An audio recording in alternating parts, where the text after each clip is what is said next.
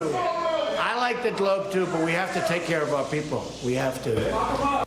A lot of parts of this are a tough topic, and we're going to get right into it tonight. In a moment, I'm going to be joined by Clarence Page, who's been critical of much of this conduct at the Trump administration. But I want to begin with a well-established Republican official and Trump supporter, AmyTarkanian, former chair of the Nevada GOP. Thank you for joining me tonight. Thank you for having me. I appreciate it.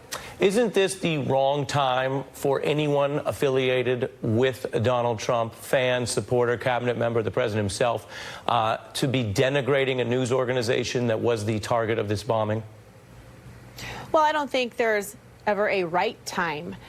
We do have a president who has been unfairly treated by the majority of those in the media. So you also have a president who is going to fight back. I don't think it's okay for rhetoric on either side, whether it be with the media or with this administration. Are those if you're on the left or I'm on trying the to get right. a straight answer, though. Are those chants that are targeting CNN and what Ben Carson couldn't stand up to, are they wrong? Those are not. Of course. Yes, they are. Okay. Absolutely. I also want to play for you something else that's got a lot of people concerned. When you look at what's happened, and I said this earlier on my broadcast tonight, the FBI, these public servants deserve, obviously, some plaudits for what looks like a positive outcome in the operation.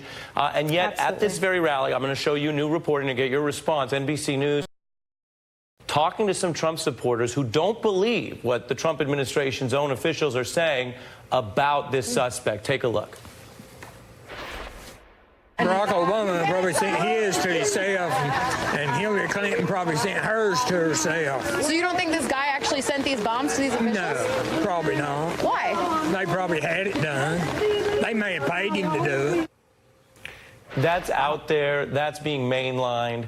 Do you want to say something to those Trump supporters who now allege that these targets sent the bombs to themselves, contrary to what the FBI has found and put out today? Well, I think that we should take a step back and, once again, like you said, applaud the FBI for their hard work in finding this crazy person. The president has said it himself. So for those Trump supporters who are following lock and step with him, I think that we need to take his direction and just be grateful. We've covered Trump a lot, and he's around this, but I'm asking you, as a former chair of the Nevada Republican Party, what do you want to say to that person who's at that rally, who is alleging that the targets sent the bombs to themselves? Well, I mean, obviously, you've got people who are far to the right, people that are far to the left. There are conspiracy theorists all over the gamut. But we do know now, without the shadow of a doubt, and the president has also said thank you, that the FBI has taken this crazed individual into custody. So I think that we need to move on, and we need to take a step back. But this is the issue, and I'm going to bring in Clarence Page, and I'm asking you, as you know, I try to deal with these things in a civil way and for real. How do we move on before saying, and I'll say it, I'm not afraid of that person or anyone else. You and I have different roles, but that person is wrong. They are wrong. Yes, absolutely. So will you say that? Why is it hard to get there? No, it's not hard to get there, but we can't control crazy. We can still sit there and try to explain till we're blue in the face that it is wrong. It is wrong whether if you're on the left, it is wrong if you're on the right. That kind of statement is flat out wrong. And I think as people in roles such as yours, such as mine, such as the president's, that it is our duty to make sure that we try to make sure that we lead by example. So I think this is a very healthy discussion that we're having, and that hopefully people will listen and do the same thing. Stay with me. I want to bring in Clarence Page, as promised, from the Chicago Tribune. How do you view this when it comes to the question of political leadership? What I showed here from Ben Carson and parts of what Donald Trump has said fall short of, I think, what Amy and I just talked about, which is standing up unequivocally. Well, the unfortunate thing about this whole episode is it's showing us who Donald Trump's true base is. Remember, the Republican Party, like the Democrats, really has several bases.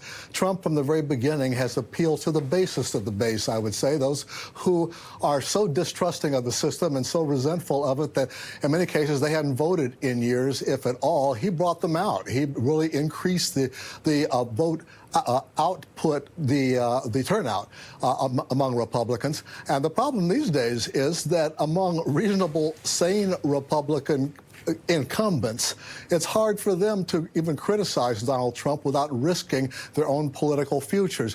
What should be done, Ari? We should be like we were after 9/11, when President George W. Bush brought this country together with his speeches, when members of Congress in both parties, you remember, in both houses, came out in the steps and they sang God Bless America together.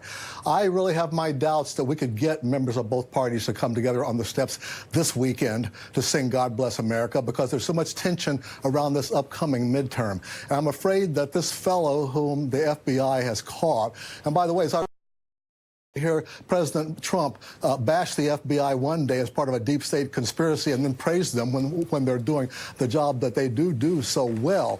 I think we would be really hard-pressed to find those moderate voices right now.